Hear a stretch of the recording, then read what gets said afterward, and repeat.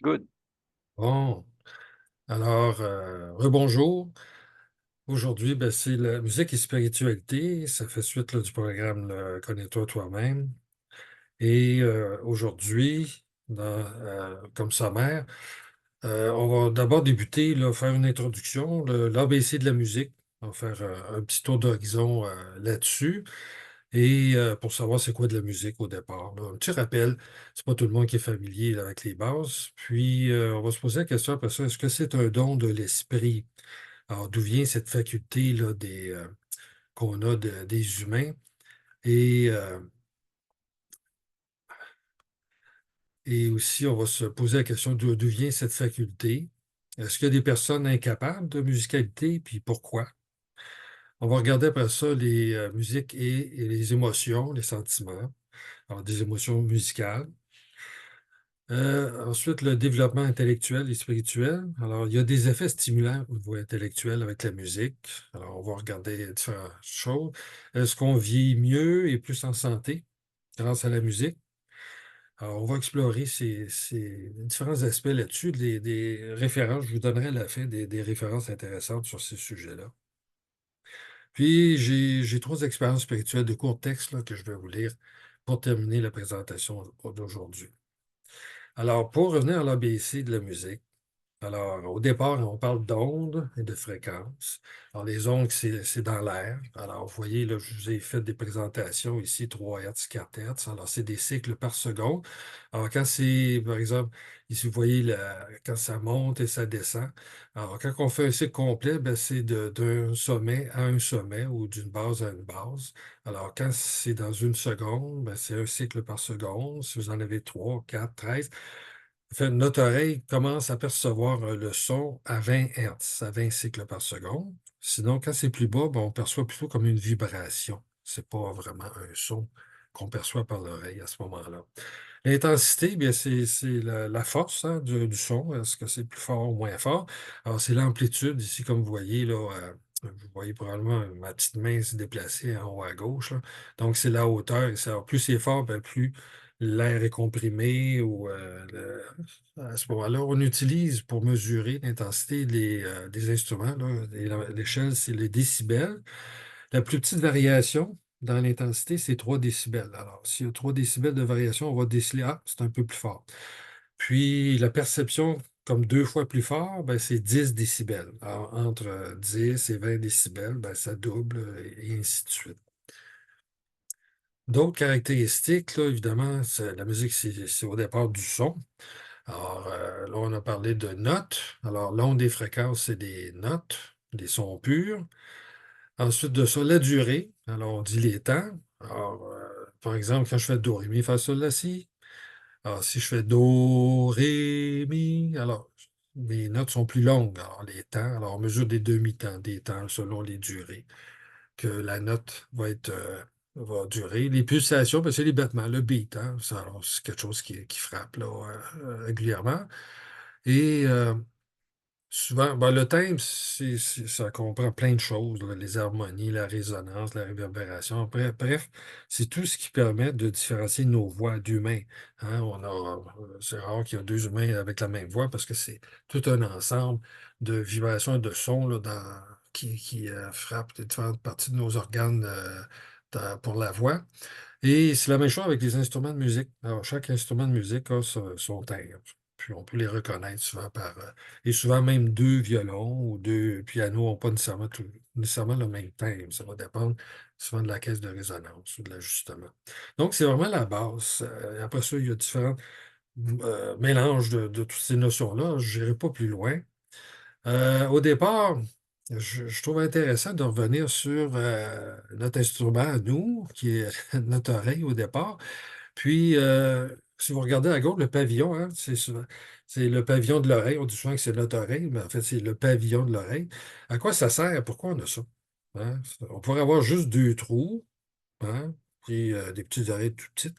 Puis, on entendrait très bien à gauche ou à droite. si le son, mais on ne pourrait pas distinguer si le son est devant nous, au-dessus de nous, en arrière de nous. Bien, si on est capable d'avoir une écoute 360 degrés, si on peut dire, puis en trois dimensions, c'est grâce au pavillon de l'oreille.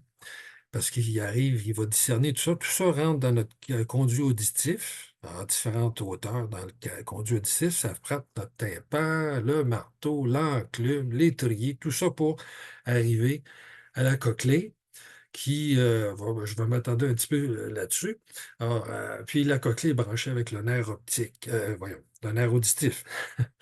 Et donc, ça nous permet là, d'entendre les sons et aussi les trois dimensions.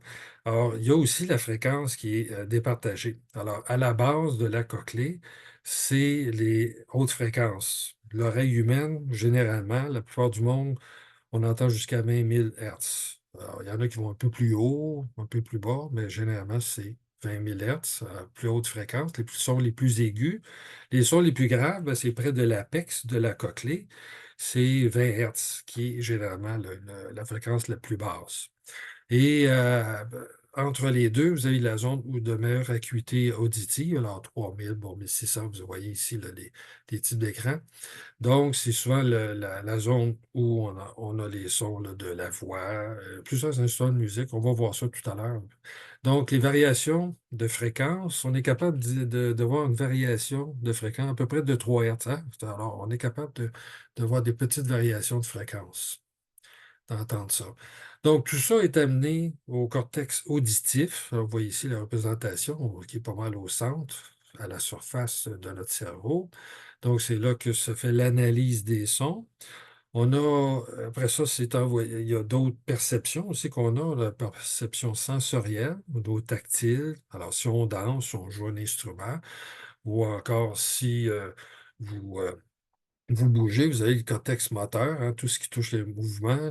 Évidemment, il y a toujours la danse et les instruments si vous jouez un instrument de musique. Si vous battez du pied, là, vous allez sentir votre battement du pied, puis en même temps, bon, alors ça active plusieurs zones du cerveau.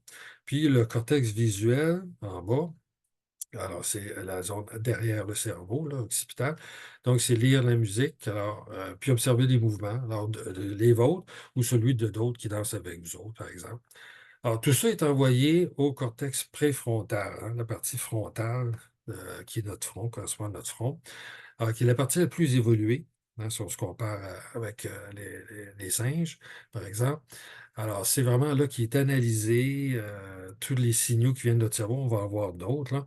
Donc, c'est le siège de la musicalité, ce qui fait que les sons qu'on perçoit, qu'on voit que pour nous, c'est de la musique, ben, c'est grâce à cette partie-là du cerveau qui intègre tout ce qui vient des autres perceptions sensorielles. Alors, on dit souvent c'est le cerveau musical, puis aussi c'est le cerveau de la sociabilité. Alors, on va voir que les deux ont pas mal évolué ensemble pour différentes raisons. Alors, il y a aussi tout ce qui touche la mémoire, hein, qui est envoyé au cortex préfrontal. Alors, tout ce qui est musical, c'est l'hippocampe, hein, on voit ici dans la partie centrale, c'est dans le système limbique. Alors, tout ce qui est l'expérience, le contexte aussi, c'est un peu comme la mémoire épisodique là, qui est rattachée à ça, qui nous permet de se rappeler de la musique, le contexte même dans lequel on l'a entendu. Et tout ça, ben, ça peut activer nos émotions, hein. Alors, il y a d'autres centres ici qui sont plus particulièrement impliqués. Alors, vous avez ici les amygdales, puis le noyau cumbens, alors qui sont particulièrement activés quand on écoute la musique, puis que euh, ça nous génère des émotions.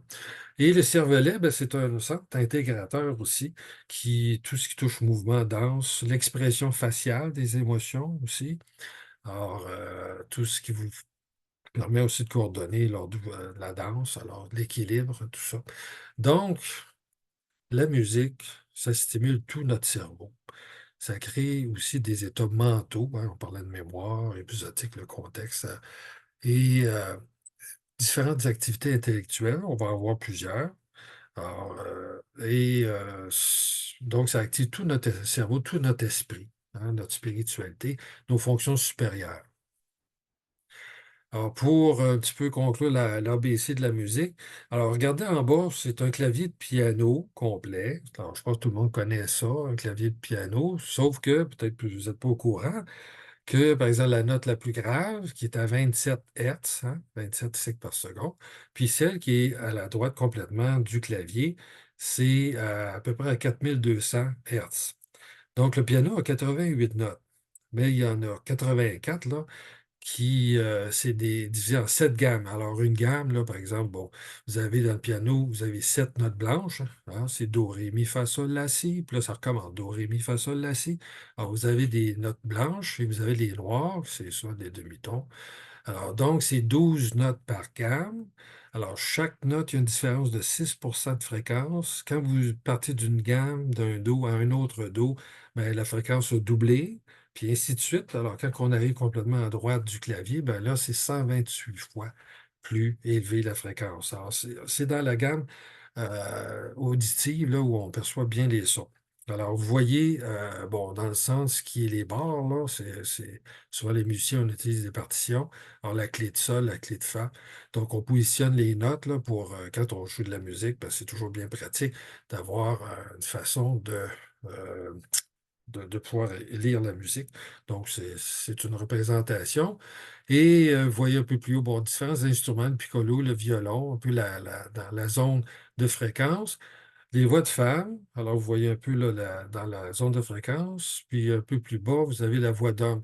La différence, en moyenne, toujours des moyennes, entre la voix d'une femme et d'un homme, c'est à peu près une gamme au complet. Donc, c'est deux fois plus grave. La voix d'homme est généralement deux fois plus grave que la voix d'une femme.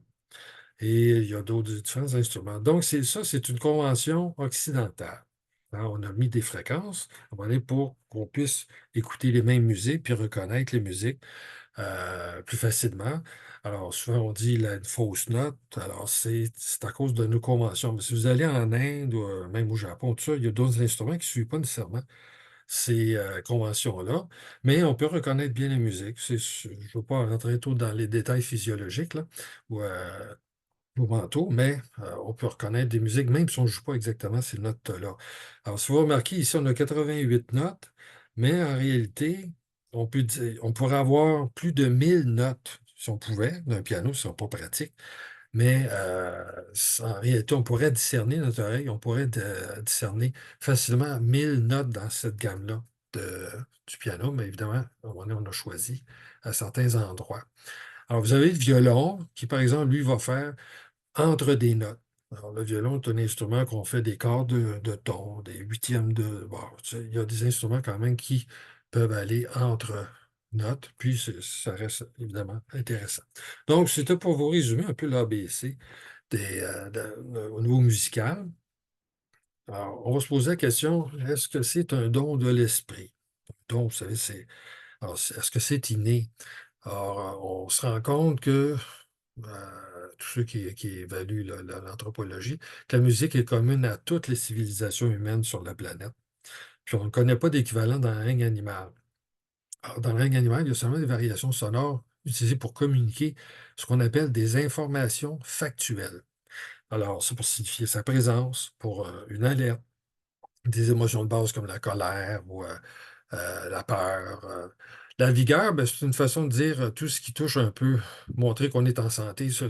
Que ce soit les oiseaux, des animaux, des fois pour courtiser, au niveau de l'appareil sexuel pour la reproduction, ben, la vigueur, c'est aussi via le son, la vigueur du son, etc., que les animaux aussi perçoivent l'état de santé de leurs congénères.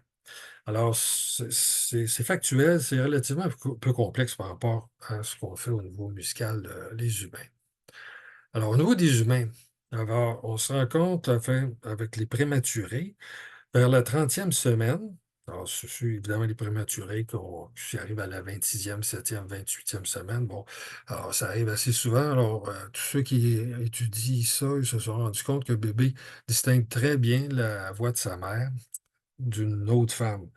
Alors, puis la voix, c'est sûrement à ce moment-là perçu comme un peu de musique, avec la fréquence. La tonalité, c'est la fréquence. Puis le timbre, que je vous parlais tout à l'heure, reconnaît la voix de leur mère. Puis on sait que que ce soit aussi celle qui s'occupe du bébé prématuré, que c'est important, hein, les petites chansons, d'entendre les sons. On se rend compte que c'est bénéfique, puis ça accélère le développement des prématurés et d'une meilleure santé. Donc, juste, c'est le toucher, évidemment, aussi, mais d'entendre des sons, de la musique, ça facilite leur développement. C'est un effet global sur leur corps, le cerveau. Alors, à la naissance, un bébé, ben, son cerveau est 25 de la taille d'un adulte.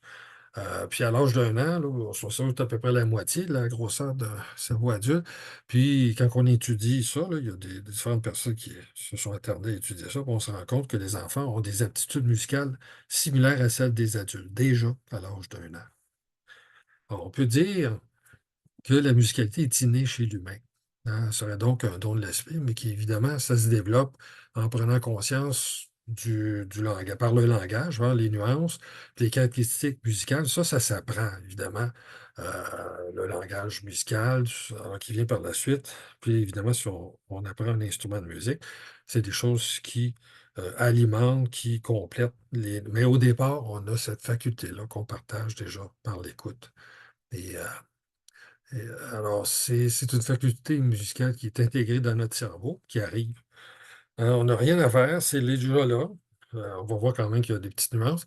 Puis ça implique l'évolution. On va amener ça pour intégrer ça dans notre code génétique. On dit des fois épigénétique pour essayer d'expliquer, peut-être qu'il y en a qu'on dit, ah, mais c'est un peu plus facile pour eux d'apprendre la musique que d'autres. Ben, il semble qu'il y aurait des caractéristiques peut-être épigénétiques qui pourraient jouer. Alors, parlons d'évolution. Voyez en haut à gauche, là, le bonobo, le chimpanzé, c'est au niveau génétique, quand on étudie les différents cas par rapport aux gorilles, aux orang-outans, on se rend compte que c'est nos plus proches cousins, hein. Il y a une très petite différence, à peu près 1,5 de différence génétique entre nous et les chimpanzés. De toute évidence, on avait un ancêtre commun il y a à peu près 10 millions d'années. Alors, il y a eu par la suite une divergence où il y a ce qu'on appelle le genre Pan, avec le bonobo, le chimpanzé, et le genre Homo. Puis on a vu des fossiles, puis à partir des fossiles, des crânes. Puis on sait aujourd'hui que les humains, on a la musique. Alors, on voit l'évolution. Alors, les cerveaux des chimpanzés, c'est à peu près 400 cm3. Puis on voit chez le genre Homo, ben, c'est parti à peu près 450, 600. Puis ça a monté jusqu'à 900 il y a à peu près 1 million d'années, jusqu'à venir aux humains. Il y a à 1400 cm3 à peu près, il y a 200 000 ans. Alors, alors on, on explique l'effet de la grosseur de notre cerveau en bas de partie à cause de la socialisation, puis les capacités musicales ont sûrement suivi, accompagné ça, même avant le langage. Le langage, on pense que à partir des fossiles humains, là, humanoïdes, on s'est rendu compte qu'au niveau du larynx, il y a un os, là, le hyoïde, qui apparaît il y a à peu près 1 million d'années avec Homo ergaster. Donc, le langage serait de toute évidence serait développé plus tard que la capacité de chanter, tout simplement. Alors, il y a différentes choses qu'on peut faire des observations là, pour expliquer l'intégration génétique. Alors, l'usage du chant a très probablement introduit la danse, puis plus tard l'usage d'instruments de musique. Alors, les plus vieux instruments de musique qu'on a trouvés, c'est des flûtes en os qui datent à peu près de 42 000 ans. Mais probablement qu'il y en avait en bois, mais ça s'est décomposé. Puis probablement qu'il pouvait taper sur des troncs d'arbres ou autre, alors qu'on n'a pas de trouver ce qui reste de ça. Mais le plus vieil instrument, en tout cas, c'est une flûte là, de 42 000 ans qu'on a pu dater. Euh, Au dépôt, je vous parlais de la communication factuelle. Ben, les trois composantes fondamentales de la musique, hein, c'est les variations de la fréquence, la variation tonale, l'intensité et la durée. C'est déjà au départ, les chimpanzés l'ont, ben, c'est la base de certaines communications d'émotions, comme je disais tout à l'heure. Mais de toute évidence, les humains, on a développé beaucoup plus que ça, beaucoup plus d'émotions et de moyens de communication avec notre système vocal et auditif. Alors, le système de récompense, hein, la fameuse dopamine, hein, le plaisir, hein, qui vient avec ce système-là, est stimulé lorsqu'on marche au pas. hein, en chantant. Je ne sais pas si vous avez déjà expérimenté, mais quand on est en groupe, on chante, puis on est au pas, tout ça, c'est quelque chose qui aussi permet à avoir plus d'endurance, moins sentir la douleur. Il y a un effet un peu analgésique. Alors, nos ancêtres chasseurs-cueilleurs se déplaçaient beaucoup pour trouver leur nourriture. Alors, c'était sûrement un élément facilitant l'usage de chants musicaux. Il y a aussi, quand on synchronise nos mouvements en marchant, puis en chantant, puis aujourd'hui, on a démontré qu'au niveau des ondes cérébrales, que nos ondes cérébrales se synchronisent aussi. Alors, évidemment, ça prend des électroencéphalogrammes là, pour voir ça, mais on se rend compte que non seulement on marche au pas et tout ça, le chant synchronisé, mais nos cerveaux ont la même fréquence aussi en même temps, le même comportement, le même profil. Alors, ça crée un lien émotionnel fort, puis aussi des sentiments de nature spirituelle. Une sensation agréable d'avoir l'impression d'une conscience collective, d'une force surnaturelle, hein. On est plus fort en groupe. Puis, alors, pour ceux qui ont expérimenté la chose, c'est quelque chose. Là, moi, j'ai eu cette chance-là aussi. Puis, effectivement, c'est quelque chose là, qu'il faut expérimenter pour vraiment le vivre, s'en rendre compte. Il y a aussi sûrement l'influence au niveau de la sélection sexuelle. Alors, selon des études là, basées évidemment plus sur la tradition occidentale, on sait que les femmes, c'est statistique, là, bon, comme 60% plus tendance à la danse, puis les hommes, eux, c'est plutôt de jouer un instrument de musique. Puis on sait, avec toutes les études d'Internet, là, les datings et tout ça, on sait très bien que quand quelqu'un, puis là, il y a encore des chiffres là-dessus assez patents, là, on parle de 70-80% plus de succès si, bon, on parle de l'homme qui est musicien, pour que la femme accepte un rendez-vous. Alors, ça serait un atout.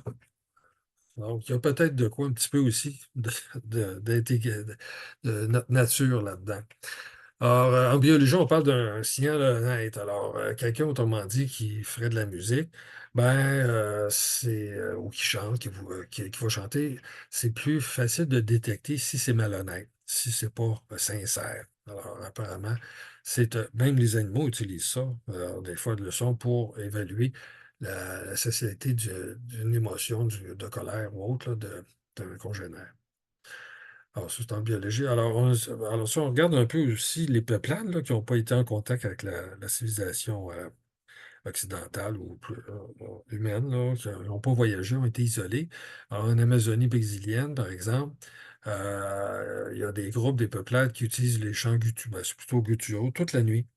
Puis ils se relayent de façon à éloigner les prédateurs, évidemment les animaux, mais il y a aussi les autres tribus là, qui peuvent être un problème. Donc, c'est pour signifier leur présence, puis aussi éloigner les prédateurs. Puis, ça a un effet apaisant, sécurisant pour ceux qui veulent dormir. On remarque aussi au niveau des fouilles là, archéologiques que les plus anciennes tombes d'Homo sapiens, il y a à peu près 100 000 ans, il y avait sûrement des cérémonies à ce moment-là, avec des chants, puis possiblement des instruments de musique pour accompagner les chants, peut-être. Alors, on sait très bien aujourd'hui qu'il y a une association rituelle et chants musicaux. C'est très répandu, ça va souvent ensemble. Puis, ça facilite de se mémoriser des chants de génération en génération, puis d'identifier à son groupe. Donc, ces différents éléments qu'on pense qui ont facilité l'intégration à notre génétique, hein, tout l'aspect de la musicalité. Alors, est-ce que c'est tout le monde qui a ça? Non, malheureusement. Il y a à peu près une personne sur 20 là, qui souffre d'amusie.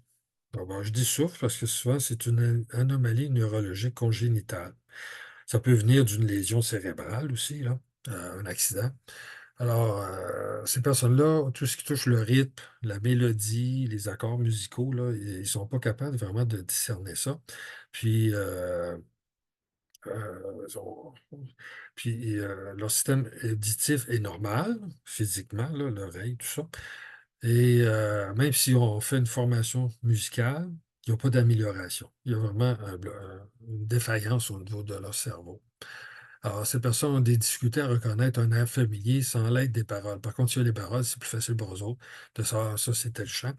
Mais ils ne reconnaîtront pas la musique comme telle. Ils sont incapables de reconnaître quelqu'un qui chante faux, quelqu'un chante faux, pour eux, ils ne reconnaissent pas non plus vraiment les notes, là, si c'est les distinctions au niveau des notes. Alors, c'est entre 2 et 4 de la population, puis ce serait un peu plus fréquent chez les femmes. Alors, puis des fois, la musique peut même être perçue comme un bruit gênant ou agaçant. Puis là, on parle plutôt de dysmusie pour ces personnes-là. Alors, pour eux, c'est peut-être à peu près 1% de la population qui trouve même que la musique peut être du bruit. Remarquez que si vous n'êtes pas fan de heavy metal, c'est pas parce que vous souffrez de dysmusie, c'est parce que je vous comprends très bien. Moi, j'aime pas tellement heavy metal. C'est c'est pas nécessairement des sons très, très harmonieux. Bon, alors, je parlais. Bon, l'hérédité, alors c'est à peu près 40% qui serait expliqué par l'hérédité. Donc, il y a une certaine transmission dans les familles ces problèmes-là. On parle aussi d'anédonie. Alors, c'est l'incapacité d'avoir du plaisir, hein. Donc, ça peut s'ajouter à la musique ou être ne pas souffrir de la musique, mais ne pas avoir d'émotion, de plaisir en écoutant la musique. Là, on parle de 3 à 5 des personnes. Il y en a un certain proportion qui c'est de la musique, là, mais là, ça. C'est pour ça que je dis une personne sur 20, en gros. Fait que des recherches scientifiques ont montré que les sujets atteints de ça ont un problème de connectivité là, de leur cerveau entre le système de récompense là, et le système auditif. Alors, il y a des problèmes de connexion au niveau du cerveau.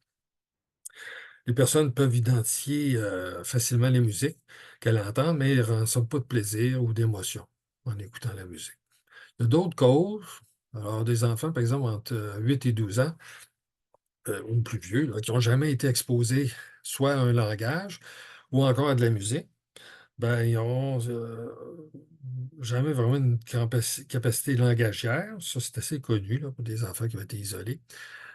Au niveau musical, c'est la même chose. Alors, si un enfant a 8 10 ans et il n'a jamais entendu de musique, ben, il va avoir toujours une difficulté vraiment de pouvoir d'avoir des capacités musicales. Alors, il va être handicapé. Alors, on dit toujours tout se joue avant 5 ans, mais c'est vrai que c'est important, donc jeune, d'exposer les enfants à plein de choses pour qu'ils puissent développer bien leur don de l'esprit qu'ils ont, mais qui peut être un peu handicapé. Puis ça s'explique par l'élagage neuronal, là. C'est quelque chose que les neurologues, enfin, ont étudié, se sont rendus compte. Alors, si on parle maintenant d'association de musique et des émotions, d'autres éléments, là. Alors, il y a une masse de preuves que les scientifiques, que les auditeurs de musique peuvent identifier les émotions qui vont avec certains types de musique. Ça, la plupart du temps, on est capable de dire, ah, ben, ça c'est joyeux, ça c'est triste, ça. Bon. Par contre, est-ce qu'on ressent les musiques? Ben, c'est plus difficile à étudier parce qu'il y a des éléments culturels, hein. C'est des fois pour certains types de musique ou de chansons, il y en a qui vont l'interpréter un peu différemment. Des fois, sur nos expériences de personnel, on associe des musiques avec certaines de nos expériences de vie. Donc, c'est un peu plus difficile d'étudier là, les émotions associées avec différentes caractéristiques de la musique. Par contre, il y a des grandes règles. On va en voir quelques-unes tout à l'heure. Alors, toutefois, ce qui s'appelle la contagion émotionnelle, si vous êtes sur un plancher de danse, par exemple, tout le monde se met à chanter, à crier, ben là, ça, c'est plus évident à ce moment-là. Les émotions qui sont partagées, ou lors de la marche au pas, que je vous parlais tout à l'heure, là, quand on chante puis on marche au pas. Alors, ça, c'est des faits bien connus. Puis l'association aussi d'une musique avec des événements que vous vivez qui sont tristes ou positifs. Alors, souvent, c'est associé avec ça. Alors, quand on parle aussi de la familiarité d'un morceau de musique, ben, c'est des fois, plus on l'écoute, plus des fois on a d'émotions, mais ça peut être le contraire, ça peut être de l'accoutumance, puis finalement, quelque chose qu'on écoutait, nous-mêmes qu'on chantait avec plus d'émotion, ben, avec le temps, on finit par en avoir moins, ou ça peut être renforcé, d'en avoir plus. Alors, ça varie. Alors, s'il y a des études, justement, pour essayer de voir le ressenti, puis aussi comment on identifie la musique, je vais tout de suite aller à mon tableau. De toute façon, pour ceux qui vont regarder la vidéo, vont pouvoir lire ça ici. Je vais passer tout de suite à... Ça ici, c'est le genre d'expérience pour voir les émotions, comment qu'on réagit selon certaines caractéristiques musicales. Puis, à force de faire des études comme ça, ben, on se rend compte qu'il y a différentes caractéristiques qui sont souvent associées avec certaines émotions. Alors, le tempo, hein, c'est la vitesse des sons, c'est le battement, le beat là, qu'on parlait là, quand vous avez la batterie là, qui est plus ou moins frappe vite ou lentement. Alors, quand c'est rapide, c'est plus de l'excitation ou ça peut être des fois de la colère. Si c'est plus lent, ben, généralement, c'est plus soit la tristesse ou un battement musical quand c'est plus lent, plus doux. Alors, c'est sûr que c'est un peu relié avec la tonalité, l'intensité, là, des choses qui reviennent. Alors, par exemple, la tonalité, la fréquence, selon la gamme, là, je vous parlais de la gamme avec le piano tout à l'heure. Alors, si c'est en do majeur, là, quand on dit do, ré, mi, fa, sol, la, si, alors je joue une musique, par exemple, qui est joyeuse. Alors, si je rejoue la même musique, mais je la mets un peu plus basse fréquence. On dit souvent là, la clé de je change, c'est le Do mineur. Je vais aller alors, je vous disais Do, Ré, Mi. Alors là, je fais Do, Si, La. La, Si, Do. Là, je fais juste décaler à peu près de 20% la fréquence plus grave. Généralement, on ressent le même morceau, on va plutôt percevoir qu'il est plus triste. C'est moins joyeux. Juste par la fréquence. L'intensité, ben, c'est plus fort, évidemment, la colère, ou la joie, quand on est joyeux, hein, on va souvent s'exclamer assez fort. Si la musique est plus douce, hein, c'est moins fort, c'est assez évident que là, bon, c'est plus la tendresse, sérénité, mélancolie, ça, c'est plus doux, moins fort. Alors, la mélodie comme telle, puis le rythme, les deux derniers, là, ben, le rythme, c'est comme la valse, hein, quand c'est un 2 3 1 2 3 1 2 3. La valse, hein, c'est répétitif. Vous avez plein de salsa, vous avez plein de musique comme ça, avec des rythmes. Donc, c'est des cycles récurrents qui se répètent. Puis la mélodie, ben, c'est ce qui accompagne comme tel, la musique, mais à la base, il y a souvent un rythme qui se répète. Alors, si au niveau de la mélodie, elle est plus harmonieuse, hein, que c'est quelque chose qui est pas nécessairement doux, là, mais je pense que le terme est bon. Je pense que c'est harmonieux, ben, c'est plus le bonheur, la détente. Si la mélodie est saccadée, tout ça, ben, c'est plus l'excitation. C'est souvent désagréable. Je pense que les vieux métal, ils sont un bel exemple. Puis, si vous tombez là, dans bon, le rythme qui est plus doux, si, par exemple vous faites une valse très lente et tout ça, c'est plus doux, c'est la paix.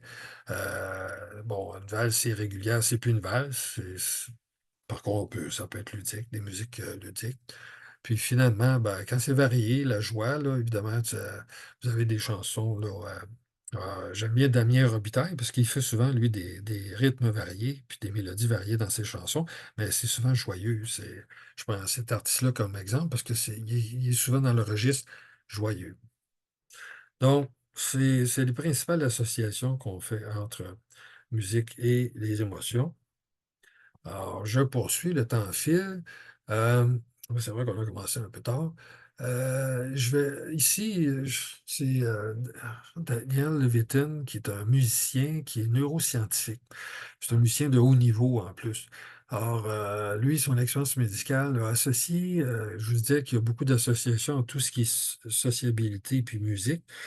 Euh, ben lui, il a identifié qu'il y a 6 grands types musicaux et sociaux associés ensemble. Alors, il y a une fonction à la musique. Puis, par exemple, la principale qui est un peu dans tous les types de musique, mais il y en a qui sont spécifiquement pour la connaissance, la mémoire, hein. Alors, en général, la musique aide à mémoriser, à se rappeler longtemps et transmettre intergénération, là, des histoires, des paroles, des idées, des conseils, des événements. Alors, plein d'exemples là-dedans. Je vous laisse, je n'ai pas le temps malheureusement de voir ici, passer tous les exemples. Je vais passer rapidement sur cette thématique-là. Bien évidemment, tout ce qui est l'amour, hein, tout ce qui est l'entêchement, j'ai envie de toi, tu me manques, bon, ce qui est la passion, il y a le romantisme, puis aussi les chansons d'amour qui sont plus la sagesse, les années, l'attachement. Alors, il y a les types musicaux plutôt de l'amitié, puis les ralliements, hein, tout ce qui est les chants protestataires, les hymnes nationaux pour le combat, les apaisements, le réconfort, hein, les berceuses. Le blues est souvent aussi dans cette catégorie-là. Puis il y a différents types de chansons aussi dans le country, là, qui est souvent dans ce registre-là. La joie, alors, souvent dans les chansons, dans la musique joyeuse, on va utiliser les voyelles. hein, le fameux Obladi Oblada des Beatles, ou encore la de Hey Jude là, des Beatles. Alors, c'est des exemples, il y en a plein là, qu'on utilise, des voyelles répétées, tout ça pour. Alors, c'est souvent joyeux, utilisé de façon joyeuse. Ça stimule les plaisirs, hein, la dopamine, puis la bonne humeur. Puis, c'est un effet entraînant. On a tendance souvent là, à suivre la musique. Ça réduit la douleur aussi. C'est un effet un peu analgésique. Puis, ça active aussi, on a tendance à vouloir danser ou à bouger. Puis, évidemment, la médecine du rire, hein, de Patch Adams, c'est souvent aussi avec la musique. Alors, dans notre thématique de la spiritualité, là, le religieux, chant religieux, ben, c'est une grande catégorie. Il y a des catégories là-dedans, des thématiques musicales, des types musicaux. Alors, évidemment, c'est pour se remémorer certaines, parce qu'il y a beaucoup de répétitions dans les rites religieux. Alors, la musique qui accompagne ça, alors c'est pour faciliter souvent le remémorer là, des histoires religieuses ou euh, la tradition. Alors, devant les cantillations de la Torah. Les cantillations, c'est une façon de chanter en mettant l'accent sur les voyelles. Les psaumes bibliques, hein, ben, c'est souvent monotone, hein, c'est sur la même note. Alors, vous entendez le chant, là, toujours sur la même note. Alors, on appelle ça des psalmodies. Des incantations musicales pour les vœux, prières, le deuil, bref. Il y a ces catégories-là. Puis, selon le niveau musical, ben, il y a aussi certaines façons de jouer de la musique reliées à ça. Évidemment, il y a tout ce qui est la transe musicale, hein, les mouvements rythmiques continus, puis des battements prévisibles à longue durée. Ben, il y a un état de transe qui peut être créé, puis un sentiment d'extase et de connexion avec les autres. Alors, sur la musique gospel des chrétiens, par exemple, les transes chamaniques, ces choses-là, que vous connaissez sûrement. Et évidemment, les musiques pour accompagner les méditations, ou même stimuler un état méditatif. Alors, c'est des relations ici avec, au niveau des effets intellectuels. Au niveau des études scientifiques, alors il y a, bon, selon plusieurs recherches, c'est que l'écoute et surtout la pratique d'un instrument de musique à bas âge facilite l'apprentissage du langage. Alors, toutes les caractéristiques, là, compréhension, mieux parler, mieux lire, mieux écrire. Il y a différentes raisons, parce que la musique, c'est assez exigeant, hein, parce que c'est pour bien jouer, selon les conventions, tout ça. Ça demande de la persévérance, ça stimule, évidemment, avec les succès obtenus, hein, quand on réussit à jouer un morceau de musique, il y a un effet de stimulation qu'on n'a pas nécessairement toujours à apprendre avec un langage. La répétition, l'attention, tout ce qui touche l'attention, l'écoute active. Donc, ça facilite beaucoup le développement de leur l'acuité, hein, auditive. Alors, bref, il y a un avantage à faire jouer de la musique, des instruments de musique à des enfants lors de leur apprentissage. Ça peut les aider, surtout ceux qui ont un peu de difficulté. Les bénéfices cognitifs de la musique, ça ne se limite pas seulement au langage. Alors, il y a plusieurs effets intellectuels, notamment sur euh, des gens qui sont plus attentifs, hein. C'est l'attention générale de leur environnement, puis aussi de bien organiser une pensée linéaire, une chronologie des événements. Ça aiderait à la mémoire chronologique d'événements. Ça demande beaucoup, la musique, un entraînement à ce niveau-là, d'ailleurs, de bien les temps et de structurer, répéter un morceau, hein, il y a une séquence, ça facilite aussi à- à développer une mémoire chronologique. Euh, donc, il y aurait apparemment un effet sur le quotient intellectuel qui est léger, là, qui n'est pas nécessairement très prononcé. Puis l'autocontrôle émotionnel. Il y a aussi tout ce qui touche les capacités de communication. Alors, si la personne est capable de bien discerner au niveau des sons, les tonalités, ben, c'est sûr que les émotions que la personne a devant nous, quand elle parle, ou elle va dire, bon, on a plus facilité à discerner le tempo puis l'expression des émotions. Alors, puis évidemment, de mémoriser aussi les sons, ça facilite la mémorisation. Alors, d'autres études aussi relèvent l'empathie, hein, ce qui est relié à la socialisation. Alors, tout ce qui touche, par exemple, la facilité, la capacité de ressentir des émotions et la compréhension des intentions des autres, notamment par des activités musicales. Alors, si vous êtes dans une chorale, vous dansez en groupe ou vous jouez dans un orchestre, ben, c'est sûr que là, ça va accroître certaines facultés de groupe, hein, d'attention. Veut pas les contacts déjà avec les gens de ce groupe-là qui, en soi, facilite toute la socialisation. Puis l'aptitude, généralement, les gens sont plus coopératifs, l'estime de soi et de l'attention. Ils font des études comparatives. Alors, évidemment, il y a des gens, les psychologues, là, qui sont là-dedans, qui étudient les bienfaits. Il y a aussi la flexibilité cognitive. Alors ça, c'est la créativité. Alors, c'est sûr que si vous écoutez toujours du country, toujours la même musique, là, tout le temps, bon, vous n'avez pas nécessairement développé beaucoup votre créativité, mais généralement, un musicien, il a bien exploré les différents styles musicaux, puis on trouve un plaisir à explorer là, différentes facettes musicales, même d'autres pays, d'autres instruments. Bref, la musique, vous pouvez, c'est quasiment une histoire sans fin, là. C'est pour ceux qui s'intéressent, qui trouvent un plaisir là-dedans. Alors, par contre, la flexibilité cognitive, généralement, ça baisse, ça diminue avec l'âge, hein, on est moins créatif. Puis le mauvais stress a le même effet. Mais la pratique musicale, ça ralentit la dégénérescence. Bref, votre flexibilité cognitive est maintenue plus longtemps. On va y revenir un petit peu tout à l'heure. Euh, c'est Daniel Abetin qui, lui, faisait remarquer qu'il y a entre les arts et les sciences, ben, un cerveau musical, ça devrait aider à la pensée scientifique. Devrait. Bon, c'est pas nécessairement le cas, mais c'est qu'il faisait remarquer que les scientifiques ont, comme les artistes, on partage certaines caractéristiques comme la curiosité, un désir d'interpréter puis représenter la réalité, d'organiser leurs observations ou leur expérience musicale. Bref, il y a des composantes semblables. Puis aussi, ce qui intéresse le scientifique, c'est des théories de la vérité. Ben, le musicien, la vérité, s'il joue tout croche, ben, il va se rendre compte que les gens n'aiment pas tellement ce qu'il joue. Un scientifique qui invente des histoires qui ne tiennent pas debout, ou qui n'est pas appuyé par les observations, puis que d'autres ne peuvent pas reproduire, ben, il n'y aura pas de succès. Alors, un musicien va avoir du succès en fonction de ses pairs, ben, c'est un peu la même chose en science. Alors, il faisait remarquer que le comportement intellectuel, il y avait des similitudes entre les deux. Ça devrait vous aider. Vous êtes un bon artiste, vous devriez être un pas trop pire scientifique. Alors, la musicothérapie, on entend beaucoup parler de ça, ou on peut appeler ça aussi de la musique récréative et de relaxation. Ben, à la base, c'est pour des aspects récréatifs, des expériences musicales, puis méditatives. Évidemment, ça, c'est pour diminuer le stress. C'est surtout pour ça dans notre société. Ben, il y a un petit effet analgésique en diminution de la douleur. C'est souvent associé parce que, bon, on pense moins à nos bobos aussi, on est moins attentif à nos douleurs. Ça nous change les idées. Les effets bénéfiques sont plus significatifs quand la musique est jouée en direct. Ben, quand vous écoutez à la radio, vous écoutez d'un CD, ben, c'est pas comme être devant un musicien. C'est l'expérience face à un musicien, et pour ceux qui le font, là, ils savent la différence. Il y a vraiment une grande différence entre les deux. Vous avez une expérience trois dimensions.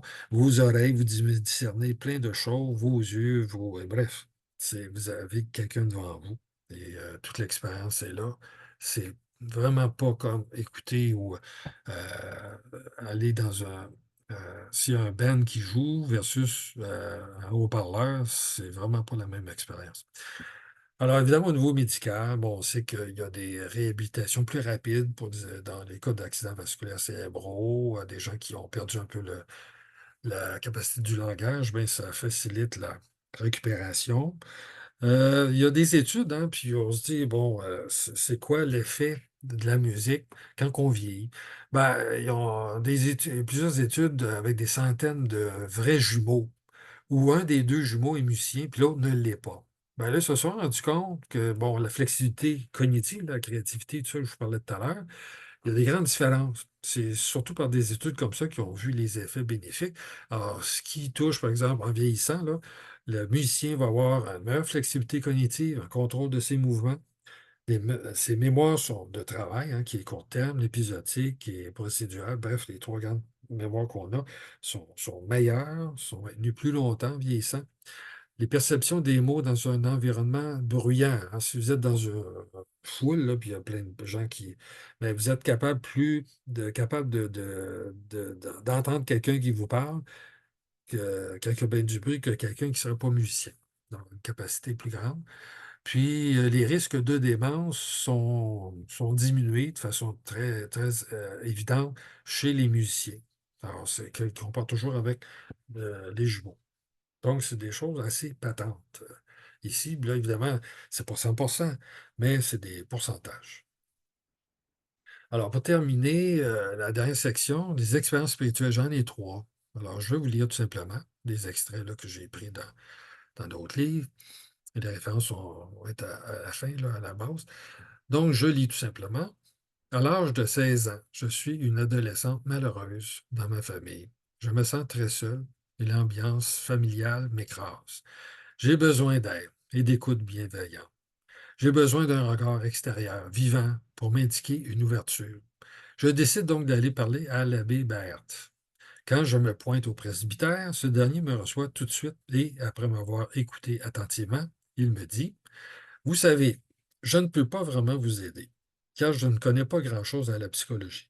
Cependant, je connais la musique. Est-ce que vous aimez la musique? Interloqué, ne sachant pas vraiment quoi dire, je finis par balbutier un oui laconique. À cette époque, ma culture musicale se limite à Richard Verrault, hein, qui ne connaît pas son menu chrétien. Bon, Richard Verrault, c'est dans les années 50, début 60, là, il était bien connu au Québec. Aussi le cœur de la mer Rouge et à la chanson française. Ça se limitait un peu à ça. Donc, elle ne connaissait pas beaucoup la musique. Alors, l'abbé Berthe se retire aussitôt et revient avec un coffret de 8 disques vinyles, l'œuvre complète de Chopin, jouée par Vladimir Ashkenazy. Me tendant le coffret, il m'invite simplement à l'écouter. Je ne me rappelle pas l'avoir remercié tant je suis décontenancé. Je reviens donc à la maison, quasi sur le bout des pieds, car je sens tenir entre mes mains quelque chose de précieux. J'écoute Chopin, c'est une rencontre décisive. À partir de ce moment, d'une certaine façon, plus rien n'est pareil. Je peux dire que je suis sauvé. Cette musique tire une maille sur du filet serré dans ma nuit noire, et par le trou, j'entrevois un espace lumineux, vaste, vaste, vaste. Je sais dorénavant que l'indéfinissable mystère existe, que l'innommable existe, que le plus grand que nous existe. Alors, ça a été une connexion spirituelle ici, un élargissement de sa perception et finalement une consolation aussi pour elle, là, de tout est dans. Bref, l'expérience déterminante. Il y a Daniel Levitin là, qui a écrit son livre, c'est une des références, je vais vous montrer à la fin, qui est un musicien renommé au niveau international. Hein. Puis à l'âge de 40, 45 ans, il est allé faire un doctorat en neurosciences, puis il est docteur en sciences ici à l'Université McGill. Il est ici à Montréal. Alors, il a écrit 2 livres. Là. Alors, il déclare en écrivant sur la musique et son influence sur lui. Alors, notre amour pour notre partenaire, un amour exclusif, nous tire de nous-mêmes et élève nos pensées à une échelle plus vaste. Comment puis-je rendre le monde meilleur pour cette personne? Quand j'avais 20 ans, je ne connaissais que l'amour immature et égoïste. Je l'aime parce que je me sens bien avec elle et je veux la rendre heureuse pour qu'elle reste avec moi. Aujourd'hui, à 50 ans, je pense à ce que veut la femme que j'aime. Je souhaite la rendre heureuse parce que je ne peux pas être heureux si elle ne l'est pas. Nous découvrons que l'acte de donner de l'amour est plus puissant que celui d'en recevoir. Si nous pouvons dépasser notre soif d'affection, nous avons alors atteint le stade de l'amour pur, un lien avec un idéal plus vaste que notre propre vie. Et le dernier témoignage, c'est une citation d'un personnage célèbre. Alors, la découverte de la relativité restreinte m'est arrivée par intuition et la musique était la force motrice derrière cette intuition. Ma découverte est le résultat de la perception musicale. Alors, c'est Albert Einstein, là, c'est un violoniste, il jouait du violon, apparemment presque à un niveau professionnel. Là. Alors, c'est tiré, les références en bas sont tirées de livres, là, ici.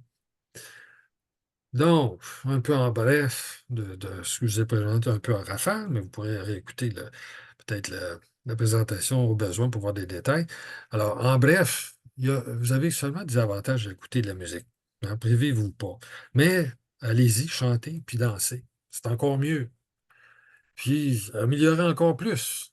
Ben, jouer un instrument, que ce soit une flûte ou quelque chose de bien simple ou du piano ou autre. Ben, jouer un instrument de musique, vous n'avez que des avantages à faire pour mieux vivre, en santé et aussi social. Ça se partage, la musique. Alors, pour ce qui est des principales références que je veux, bon, j'en ai quatre ici. Et les trois premières sont plutôt techniques. Pour ceux qui sont déjà musiciens, ben, ça peut être intéressant à lire. Il y a Michel Rochon ici, c'est un petit livre, là, c'est un journaliste ici à Montréal, là, qui est musicien, puis il a écrit quelque chose là, sur la musique qui défie la science, qui est bien intéressant. Il parle de plusieurs sujets, dont parmi ceux que je vous ai parlé aujourd'hui, puis il réfère à des choses scientifiques aussi. Alors, évidemment, il y a Wikipédia. Alors, si vous avez des recherches sur Wikipédia, c'est une belle encyclopédie en ligne disponible. Donc, pour conclure, je vous rappelle donc. Écouter la musique, chanter, danser, puis jouer un instrument de musique. Et vous ne pourrez jamais regretter ça. Puis vous allez vivre mieux et plus en santé. Alors, j'irai avec ça. Donc, ça terminerait l'enregistrement. Ouais. On sera à la question.